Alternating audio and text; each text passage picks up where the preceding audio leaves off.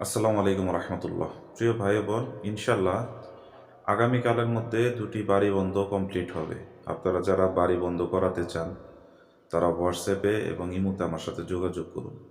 কারণ অনেক সময় হয় কি, আপনারা তাৎক্ষণিক বাড়ি বন্ধ কিংবা জিন জাদুর চিকিৎসা করতে চান, তখন হয়তো কোনো কাজ রানিং অবস্থায় থাকে বা চলমান থাকে, তখন আপনাদেরকে ফিরিয়ে দিতে হয়।